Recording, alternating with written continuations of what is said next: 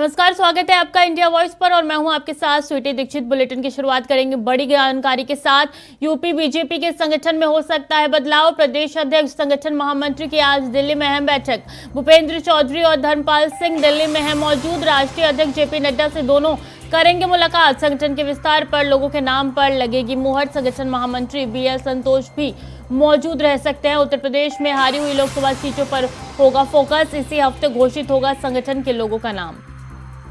भूपेंद्र चौधरी और धर्मपाल सिंह दिल्ली में मौजूद है। आपको बता दें कि राष्ट्रीय अध्यक्ष जेपी नड्डा से दोनों मुलाकात कर सकते हैं। बड़ी खबर आपके साथ साझा करें। इसी हफ्ते घोषित होगा संगठन के लोगों का नाम। संगठन के विस्तार पर लोगों के नाम पर चर्चा हो सकती है। तो बड़ी जानकारी दे रहे हैं। बीजेपी के यूपी में बदलाव होने के आसार नजर आ रहे हैं। संगठन महामंत्री बीएल संतोष भी मौजूद रह सकते हैं। जेपी नड्डा से मुलाकात होगी। दिल्ली में अहम बैठक होने वाली है और इससे यूपी के जो भी विस्तार है उसमें बड़े बदलाव देखे जा सकते हैं। उत्तर प्रदेश में हारी हुई लोकसभा सीटों पे इसका फोकस रहने वाला है। तो इसी हफ्ते घोषित होगा संगठन के लोगों का नाम। बड़ी जानकारी आपके साथ साझा कर रहे हैं यूपी से कि आज दिल्ली में यूपी बीजेपी के संगठन में हो सकते हैं बड़े बदलाव। प्रदेश अध्यक्ष संगठन महामंत्री की आज दिल्ली में अहम बैठक। भूपेंद्र चौधरी और धर्मपाल सिंह दिल्ली में मौजूद है इस वक्त और अहम बैठक होने वाली है। जेपी नड्डा इस बैठक में शामिल होंगे। राष्ट्रीय अध्यक्ष जेपी नड्डा है, वो मुलाकात करेंगे दोनों से। तो यूपी में एक बड़ा बदलाव हो सकता है। बड़े बदलाव के आसार नजर आ रहे हैं। संगठन के विस्तार पर लोगों के नाम पर चर्चा लग सकती है। जो भी लोकसभा सीटें हारी है उस पर फोकस हो सकता है। 2024 के लोकसभा चुनाव का आगमन होने वाला है। ऐसे में ये बैठक काफी अहम मानी जा रही है। इसी खबर पर ज्यादा जानकारी के साथ धीर राजपूत हमारे सहयोगी सीधे न्यूज रूम से हमारे साथ लाइव जुड़ चुके हैं। धीर, आज ये बैठक होने वाली, कितनी अहम हो सकती है बैठक यूपी के लिए? बिल्कुल, जिस तरीके से जो है यूपी में लोकसभा का चुनाव आने वाला है और विधानसभा के चुनावों में हमने देखा कि इस तरीके से बीजेपी का प्रदर्शन रहा। उसके बाद अब लोकसभा के चुनाव भी नज़दीकी हैं, तो इसको लेकर के बीजेपी की एक बैठक जो की जा रही है जिसमें यूपी के प्रदेश अध्यक्ष और संगठन महामंत्री दिल्ली में मौजूद हैं। और बीजेपी की जो बैठक है उसमें लेकर के संगठन के विस्तार को लेकर के इसमें चर्चा हो सकती है, क्योंकि इसमें जो प्रदेश अध्यक्ष भूपेंद्र चौधरी और जो है संगठन महामंत्री धर्मपाल सिंह भी दिल्ली में मौजूद है। इसके अलावा जो है वहाँ पर बीएल संतोष भी दिल्ली में मौजूद हैं। और इसमें ये बताया जा रहा है कि आज जो है जेपी नड्डा से मुलाकात होगी और जेपी नड्डा से मुलाकात के दौरान संगठन के विस्तार पर चर्चा होगी, किस तरीके से संगठन में विस्तार किया जाए। और आपको बता दें कि लोकसभा चुनावों में जो सीटें बीजेपी हारी थी उन सीटों को लेकर के भी मंथन हो सकता है। उन सीटों को लेकर के भी चर्चा हो सकती है कि आखिर किस तरीके से जो है उनको सीटों को जो है किस तरीके से आने वाले चुनावों में किस तरीके से उन पर काम किया जाए। वहीं आपको बता दें कि इसमें जो है कई और अहम बदलाव देखने को मिल सकते हैं, क्योंकि संगठन का विस्तार होना है तो इसमें नए लोगों का भी इसमें नाम सामने आ सकता है। क्योंकि संगठन में अब किन तरीके से जो है इसको विस्तार किया जाएगा उसको लेकर के भी चर्चा होगी इसमें। और वहीं आपको बता दें कि जेपी नड्डा से जो मुलाकात की जा रही है वो सबसे ज़्यादा अहम जो ये माना जा रहा है कि संगठन में जो है कई और बदलाव देखने को मिल सकते हैं। और इन जो बदलाव होंगे एक हफ्ते के अंदर हो सकता है कि उसमें नए नामों को भी देखने को मिल सकते हैं। जी, संगठन में कई और बदलाव देखने को मिल सकते हैं। तो किन नामों पर चर्चा हो सकती है? कोई खबर निकल के सामने आई है कि ऐसे कौन से नाम है जो संगठन में इस पर चर्चा होगी या जो आगे चल के संगठन में इनको शामिल किया जाएगा? जी बिल्कुल, देखिए स्वीटी, क्योंकि अभी देखिए बैठक शुरू होने वाली है और बैठक में किस तरीके से जो है प्रदेश अध्यक्ष भी क्योंकि वहाँ पर मौजूद होंगे, संगठन के महामंत्री भी वहाँ पर मौजूद होंगे। तो इन दोनों के वहाँ मौजूद होने के बाद जो है बैठक में किन नामों को लेकर के ये लोग वहाँ पर प्रस्ताव रख सकते हैं, क्या नया ये सामने आएगा, ये तो बैठक शुरू होने के बाद ही पता चल पाएगा। क्योंकि अभी तक जो है बैठक शुरू नहीं हुई है और वहाँ पर ये लोग एक दिन पहले ही यानी कि संगठन के महामंत्री और प्रदेश अध्यक्ष कल से ही भूपेंद्र चौधरी वहाँ पर मौजूद दिल्ली में मौजूद हैं। और अब आज जेपी नड्डा से मुलाकात होगी तो उसके बाद नए नाम क्या आएंगे निकल करके उस पर अभी जो है पता नहीं चल पाया है। लेकिन किस तरीके से जो है संगठन के विस्तार की बात हो रही है तो उसमें ऐसा लग रहा है कि कई ऐसे नाम चौंकाने वाले नाम भी सामने आ सकते हैं जो कि इस संगठन को विस्तार देंगे। जी, चौंकाने वाले नाम भी सामने आ सकते हैं। लेकिन देखिए, इसमें नए नाम शामिल किए जाएंगे तो क्या ऐसा संभव है कि जो पुराने कुछ लोग हैं, पुराने कुछ नेता हैं, उनको हटाया जाएगा, उनका पत्ता कट हो सकता है? जी बिल्कुल स्वीटी, देखिए क्योंकि संगठन के विस्तार की चर्चा होनी है, इसमें संगठन में किस तरीके से विस्तार बदलाव किया जाएगा, कौन ऐसे जो नाम हैं, कैसे चेहरे हैं जिनको आगे लिया है, क्योंकि 2024 में लोकसभा का चुनाव भी है, तो उसको देखते हुए लोकसभा सीटें जो यूपी में बीजेपी जो हारी थी उन सीटों को लेकर के भी मंथन किया जाना है। तो कहीं ना कहीं ये भी माना जा रहा है कि यूपी में लोकसभा चुनाव को देखते हुए संगठन का विस्तार हो सकता है और इसमें बदलाव जो किए जाएंगे वो इसी आधार पर किए जाएंगे, क्योंकि अभी इससे पहले भी हमने देखा था कि कई तरीके चुनावों से पहले बदलाव होते रहे हैं और बीजेपी जो है चुनावों की तैयारियों को लेकर के पहले से ही कई अहम बैठकें कर चुकी है, तो इसमें भी कुछ ना कुछ बदलाव देखने को मिल सकता है। जी ये बैठक कब से शुरू होगी और कौन कौन से इन नेताओं के अलावा और बीजेपी के कार्यकर्ता या नेता इस बैठक में मौजूद रहेंगे, क्या जानकारी है? जी बिल्कुल, देखिए इसमें संगठन के जो महामंत्री हैं वो इसमें मौजूद रहेंगे, वहीं बीएल संतोष इसमें मौजूद रहेंगे, उसके अलावा भूपेंद्र चौधरी जो यूपी के प्रदेश अध्यक्ष हैं वो इसमें मौजूद रहेंगे और इसके अलावा धर्मपाल सिंह भी वहां पर मौजूद रहेंगे। कई और ऐसे बड़े नेता भी इस बैठक में शामिल होने का अंदेशा है, क्योंकि इसमें संगठन के विस्तार पर चर्चा होनी है। तो जेपी नड्डा के पहुँचने के बाद ही ये बैठक शुरू हो पाएगी और उसके बाद जो है इस पर मंथन होगा। जी, संगठन के विस्तार पे चर्चा होनी है। इसके अलावा क्या इस बैठक में कोई और टॉपिक, कोई और मुद्दा भी छेड़ा जा सकता है? जी देखिए, इसमें संगठन में लोगों को शामिल करने के अलावा लोकसभा सीटों पर चर्चा होनी है। लोकसभा जो सीटें बीजेपी हारी थी उन सीटों को लेकर के भी इस पर जो है चर्चा होनी है कि जो सीटें हैं, जो लोकसभा सीटें हैं वो जो हार चुकी है बीजेपी, उस पर किस तरीके से वहाँ पर मंथन किया जाए, किस तरीके से वहाँ पर सीटों में जो है ग्रोथ हो सकती है, उसको लेकर के भी बीजेपी इस पर चर्चा करेगी। और प्रदेश अध्यक्ष का वहाँ मौजूद रहना और संगठन महामंत्री का भी पहुँचना, तो संगठन को विस्तार के साथ साथ लोकसभा सीट पर भी बीजेपी फोकस करेगी इसमें। जी वाकई में जो लोकसभा सीट जो है बीजेपी हार चुकी थी लास्ट वाले चुनाव में, उस पर फोकस होने वाला है इस बैठक में। बहुत बहुत शुक्रिया धीर आपका तमाम जानकारी हमारे साथ साझा करने के लिए। तो ये बैठक काफ़ी अहम होने वाली है। आपको बता दें कि दिल्ली में बैठक होगा और जेपी नड्डा खुद इस बैठक में मौजूद होंगे। खैर, खबरों में आगे बढ़ते हैं। बड़ी खबर, उमेश पाल हत्याकांड से जुड़ा बड़ा अपडेट आपको दे रहे हैं। अतीक की पत्नी ने कोर्ट में लगाई याचिका, इलाहाबाद जिला अदालत में लगाई गई याचिका में कहा बेटों का नहीं मिल रहा कोई सुराग। उमेश पाल हत्याकांड से जुड़ा ये बड़ा अपडेट आपको दे रहे हैं कि किस तरीके से अतीक अहमद की पत्नी ने कोर्ट में याचिका लगाई है। उन्होंने कहा कि बेटों का कोई सुराग नहीं मिल रहा है। इससे पहले उन्होंने सीएम योगी से कहा था पत्र लिख के कि पुलिस द्वारा जो है उनके बेटों पे ऐसी तमाम हत्या के साजिश रची जा रही है। तो याचिका में उन्होंने ये फिर एक बार और कहा है कि बेटों का नहीं मिल रहा कोई सुराग। आपको बता दें कुछ ही दिनों पहले उनके दोनों बेटों को पुलिस ने गिरफ्तार किया था। तो उमेश पाल हत्याकांड से जुड़ा ये बड़ा अपडेट आपको बता रहे हैं कि अदालत में लगाई है अतीक की पत्नी ने गुहार। उन्होंने कहा है कि बेटों का कोई सुराग नहीं मिल पा रहा। बड़ी जानकारी आपके साथ साझा कर रहे हैं। अतीक अहमद की पत्नी की गुहार लगाई गई है। इलाहाबाद जिला अदालत में ये याचिका लगाई गई है और उन्होंने कहा है कि उनके बेटे का कोई सुराग नहीं मिल रहा।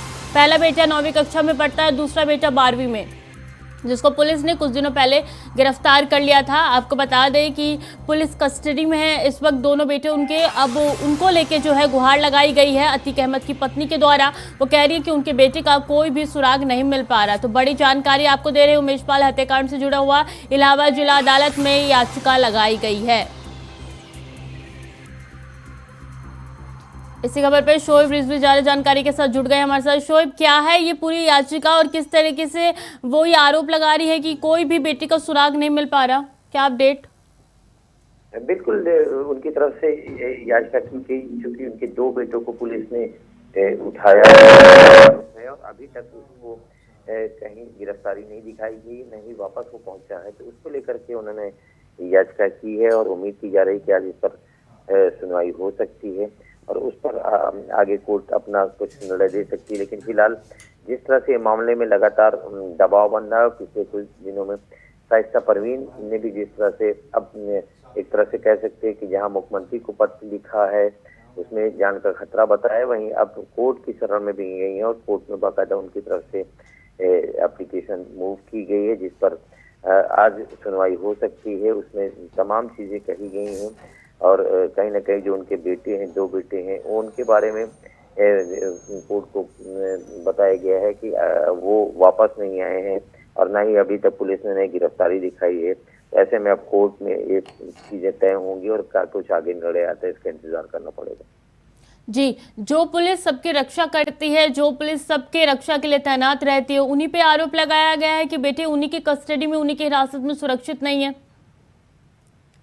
बिल्कुल, निश्चित तौर पर कहीं ना कहीं जिस तरह के हालात बने हैं, जिस एक तरफ पुलिस है जो इस पूरी घटनाक्रम है या जो ये घटना हुई थी उस पर जिस तरह से दबाव बना रही है और कहीं ना कहीं अतीक और उनके परिवार पर शिकंजा कस रही है, और ऐसे में उनकी तरफ से भी अब एक तरह से अर्जी दी गई है कोर्ट में। इसके अलावा मुख्यमंत्री को भी पत्र लिखा गया है जिसमें इस पूरे मामले की सीबीआई से जांच की मांग की जा रही है। तो अब चूंकि कोर्ट की शरण में पहुंची है तो कोर्ट क्या रुख अख्तियार करता है उसका इंतजार करना पड़ेगा। उम्मीद की जा रही है कि हफ्ते एक घंटे बाद शायद इस मामले में कुछ सुनवाई हो और उसके बाद ही ये तय होगा, क्योंकि उनकी तरफ से जो अर्जी दी गई है उसमें ये कहा गया है कि उनके बेटे के बारे में पुलिस अभी कोई जानकारी नहीं दे रही है और कहा जा रहा है कि उनके बेटे जो 2 बेटे थे उन्हें पुलिस ने हिरासत में लिया था और ऐसे में अब तक ना ही उनकी गिरफ्तारी दिखा गई है ना उन्हें वापस छोड़ा गया। उन्होंने याचिका लगा तो दी है, लेकिन कोई अपडेट है कि कब तक सुनवाई होने वाली है? क्या उधर से फीडबैक मिला है? दरअसल ये अर्जी कल ही लगाई गई थी और चूंकि कल स्ट्राइक हो गई थी इसलिए इस पर मामले पर सुनवाई नहीं हो पाई थी। आज उम्मीद की जा रही है कि 2 बजे के बाद इस मामले में सुनवाई हो सकती है और उसके बाद ही इस पर कोर्ट आगे क्या कुछ रोक अख्तियार करता है इसका इंतजार करना पड़ेगा। लेकिन फिलहाल जो उम्मीद की जा रही है कि ये सेकेंड हाफ में यानी 2 बजे के बाद इस पर सुनवाई होगी और उसके बाद ही कोर्ट कुछ रोक अख्तियार करेगा।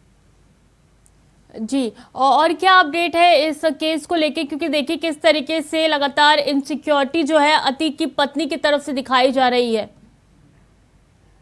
बिल्कुल, देखिए इस केस में कई पहलुओं पर लगातार काम हो रहा है। एक तरफ जहां कल एक आरोपी है उसको ढेर किया है पुलिस ने, वहीं एक को गिरफ्तार भी किया जिसके जो इनपुट है उस पर काम किया जा रहा है। साथ ही साथ अब पुलिस कहीं ना कहीं जिस तरह से कार्रवाई कर रही है, पीडीए भी अब इस मामले में इन्वॉल्व हो रही है। पीडीए उन तमाम जो आरोपी बने हैं उनकी जो संपत्तियां हैं उनको खंगालने की कोशिश कर रही और उम्मीद की जा रही कि आज और कल के दरमियान किसी भी समय बुलडोजर भी चल सकता है उनकी संपत्तियों पर।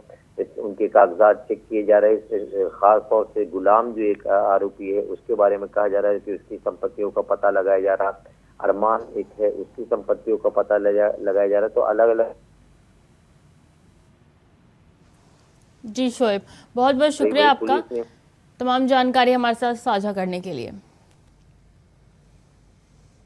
एक और बड़ी जानकारी, उमेश पाल हत्याकांड पर बड़ी खबर। उमेश पाल हत्याकांड में अब सीबीआई की एंट्री। सीबीआई ने स्पेशल क्राइम ब्रांच से मांगी पूरी रिपोर्ट। अतीक के खिलाफ 2 मुकदमों की जांच रिपोर्ट मांगी गई। लखनऊ स्पेशल क्राइम ब्रांच ने 2 केस किए थे दर्ज।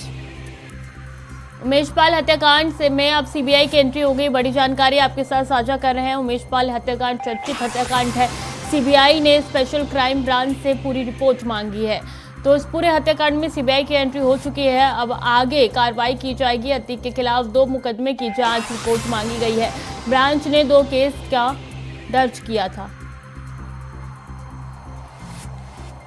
लखनऊ स्पेशल क्राइम ब्रांच ने 2 केस किए थे दर्ज। उमेश पाल हत्याकांड से जुड़ी बड़ा अपडेट हम आपको दे रहे हैं कि किस तरीके से अब इस हत्याकांड में सीबीआई की एंट्री हो चुकी है। सीबीआई भी इस हत्याकांड में जांच करने के लिए शामिल हो गई है। अब बता दें कि आपको कल ही एनकाउंटर हुआ था, एक अपराधी ढेर किया गया था। इसी के साथ आपको जानकारी दे दें कि सीबीआई ने स्पेशल क्राइम ब्रांच से पूरी रिपोर्ट मांगी है।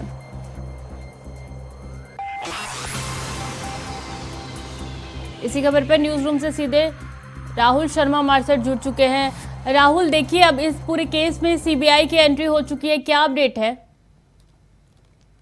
स्वीटी, इस पूरे मामले में कल सीबीआई से जांच की सिफारिश की गई थी और उसी के आधार पर सीबीआई एक्टिव हुई है और सीबीआई ने अतीक अहमद के खिलाफ दर्ज हुए 2 केसों की पूरी जानकारी का ब्यौरा यूपी पुलिस की स्पेशल क्राइम ब्रांच की टीम से मांगा है। पिछले दिनों स्पेशल क्राइम ब्रांच की टीम ने अतीक अहमद के खिलाफ 2 केस रजिस्टर्ड किए थे और उन्हीं केसों की पूरा का पूरा ब्यौरा सीबीआई ने मांगा है।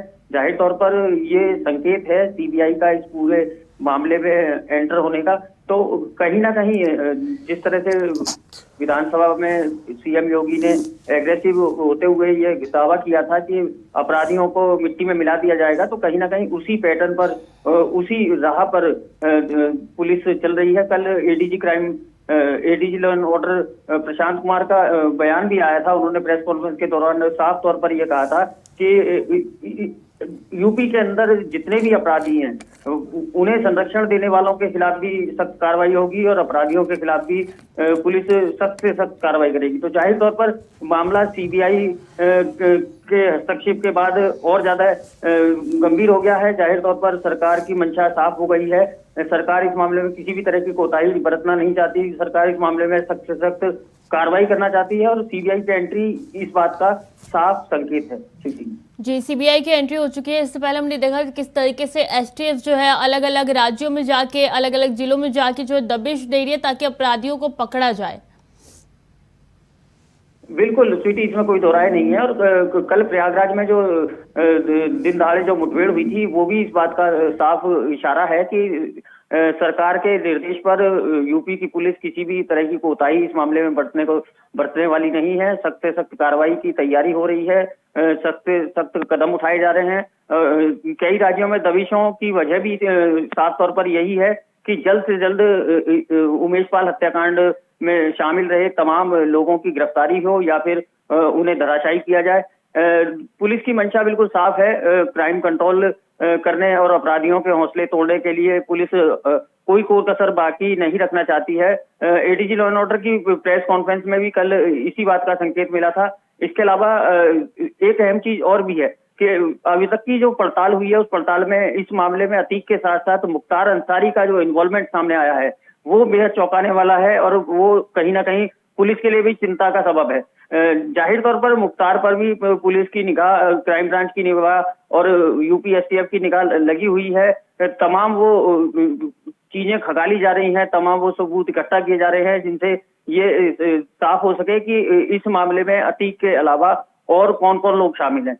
अभी तक की जो पड़ताल हुई है उसमें मुख्तार के भाई और अतीक के भाई की मुलाकात का सबूत पुलिस के हाथ लगा है। तो कहीं ना कहीं ये मामला निश्चित तौर पर काफी संगीन होने के साथ साथ काफी अहम हो चला है और यही वजह है कि शायद सीबीआई की स्वीटी इस मामले में एंट्री हुई है। जी, बहुत बहुत धन्यवाद राहुल तमाम जानकारी हमारे साथ साझा करने के लिए। तो सीबीआई की एंट्री हो चुकी है पूरे मामले में, पूरे हत्याकांड में। अब देखना होगा कि आगे ये केस कितना आगे जाता है और पुलिस जो है सीबीआई के साथ मिलके कितनी इस केस की जांच कर पाती है। और चर्चित उमेश पाल मर्डर केस से जुड़ी बड़ी जानकारी। उमेश पाल के अपहरण केस में आज सुनवाई प्रयागराज के स्पेशल एमपी एमएलए कोर्ट में सुनवाई होगी। दोपहर 2 बजे एमपी एमएलए कोर्ट में होगी ये सुनवाई। विधायक राजू पाल मर्डर केस के गवाह थे उमेश पाल के अपहरण केस में आज सुनवाई होगी। बड़ी जानकारी दे रहे हैं। विधायक राजूपाल मर्डर केस के गवाह थे जिनका प्रयागराज में हत्या कर दी गई, जिनकी बता दें कि प्रयागराज की special court MP MLA court में ये सुनवाई होगी। इसी के साथ जानकारी दे दें दोपहर 2 बजे ये सुनवाई होगी एमपी एमएलए कोर्ट में। तो बड़ा अपडेट दे रहे हैं हम आपको उमेश पाल हत्याकांड से जुड़ा हुआ। विधायक राजूपाल मर्डर केस के गवाह थे उमेश, जिनकी हत्या कर दी गई। जानकारी दे रहे हैं कि आज एमपी एमएलए कोर्ट में इसकी सुनवाई होगी। 2 बजे का वो वक्त है जब सुनवाई की जाएगी। जो चर्चित उमेश पाल मर्डर केस से जुड़ा बड़ा अपडेट दे रहे हैं, बड़ी खबर बता रहे हैं आपको। उमेश पाल के अपहरण केस में आज सुनवाई होनी है। इसी खबर पर शोहेब रिजवी हमारे साथ जुड़ चुके हैं ज़्यादा जानकारी के लिए। शोहेब, देखिए 2 बजे का वो वक्त है जो इस पूरे मामले में सुनवाई होगी एमपी एमएलए कोर्ट में, और क्या अपडेट है इसको लेके? बिल्कुल, इस मामले में जो अपहरण का केस उमेश पाल की तरफ से दिखाया गया था उस मामले में सुनवाई होनी है और आज भी उस पर सुनवाई होनी है। हालांकि जिस दिन इस घटना हुई थी उस दिन भी ये कहा जा रहा था, उस दिन भी वो कचहरी गए थे, लेकिन जिस तरह से घटना हुई उसके बाद अब इसमें कहीं न कहीं रुख भी बदला है, क्योंकि इसमें जो इनकी तरफ से याचिका है वो इस दुनिया में नहीं है। तो कोर्ट अब आगे इस पर क्या कुछ करता है, इस पर आज सुनवाई होगी। फिलहाल कल भी सुनवाई होने की उम्मीद थी, लेकिन कल वकीलों की स्ट्राइक की वजह से सुनवाई नहीं हो सकी। लेकिन आज इस मामले में अब सुनवाई होती है और कोर्ट इस पर क्या रुख अख्तियार करता है, उनकी वकील जो उनके वकील हैं उनकी तरफ से क्या कुछ कोर्ट को अब बताया जाता है और इस पे क्या निर्णय होता है इसका इंतजार करना पड़ेगा। फिलहाल 2 बजे के बाद इस मामले में सुनवाई होगी और फिर उस पर बहुत सी चीजें साफ हो पाएंगी। जी, एमपी एमएलए कोर्ट में सुनवाई होगी, 2 बजे का वो वक्त है जब सुनवाई होगी। क्या लगता है कि कोर्ट की तरफ से क्या कुछ कहा जा सकता है, क्या जानकारी है? बिल्कुल, क्योंकि अब उनकी वकील की तरफ से चीजें जो भी घटनाक्रम इस दौरान हुआ है इससे फिलहाल वो अवगत कराएगी। उसके बाद कोर्ट इस पर आगे क्या निर्णय करती है इसका जरूर इंतजार करना पड़ेगा। फिलहाल उनकी तरफ से जो वकील हैं वो उन्होंने तैयारी की, जब 2 बजे इस मामले में सुनवाई होगी तो वो अपना पक्ष कोर्ट के सामने रखेंगे। हालांकि इस मामले में सुनवाई लगातार चल रही थी, पिछले कुछ दिनों में इस पर काफी कुछ सुनवाई हो चुकी थी, काफी बयान भी दर्ज हुए थे, लेकिन अब स्थितियां काफी बदल गई हैं। जिस तरह से घटना हुई थी उसके बाद अब इस मुकदमे में जो पैरवी करने के बाद वो घर लौटे हुए तो उनकी हत्या भी कर दी गई है। तो अब कोर्ट की इन तमाम चीजों के बारे में जब जानकारी दी जाएगी उसके बाद कोर्ट तय करेगा कि आगे इसमें क्या कुछ होता है। और उनकी जो उमेश पाल के वकील है जो इस केस को देख रहे हैं वो कोर्ट से किस तरह की एप्लीकेशन या किस तरह की डिमांड करते हैं उसका इंतजार करने पड़ेगा। और उसके बाद ही क्योंकि इस मामले में 2 बजे सुनवाई होगी तो उस वक्त की स्थितियां साफ होंगी। 2 बजे का वो समय है जब एमपी एमएलए कोर्ट में सुनवाई होगी। फिलहाल बहुत बहुत शुक्रिया आपका तमाम जानकारी हमारे साथ साझा करने के लिए शोएब। बड़ी खबर, सेवानिवृत्त दरोगा पर दबंगों ने किया जानलेवा हमला। धारदार हथियार से किए गए हमले से दरोगा घायल, खून से लथपथ दरोगा को अस्पताल में कराया गया भर्ती। देर रात दरोगा पर हुए हमले में दिखी पुलिस की लापरवाही। संगीन धाराओं की जगह मारपीट का मुकदमा दर्ज किया गया। दरोगा ने 3 लोगों के ऊपर लगाया हमले का आरोप। दरगाह इलाके के गलामंडी के पास की पूरी घटना बताई जा रही है। सेवानिवृत्त दरोगा पर दबंगों ने जानलेवा हमला किया जिसमें पुलिस की बड़ी लापरवाही निकल के सामने आ रही है। संगीन मामलों की जगह मारपीट पे केस दर्ज किया गया है। बहराइच से बड़ी जानकारी आपको दे रहे हैं कि किस तरीके से सेवानिवृत्त दरोगा पर दबंगों ने हमला कर दिया। गलामंडी के पास की पूरी घटना बताई जा रही है। इसी के साथ आपको जानकारी दे दें कि दरगाह इलाके की पूरी घटना है। 3 लोगों के ऊपर लगाया गया हमले का आरोप। फिलहाल के लिए बुलेटिन में इतना ही। बाकी खबरों के लिए देखते रहिए इंडिया वॉइस।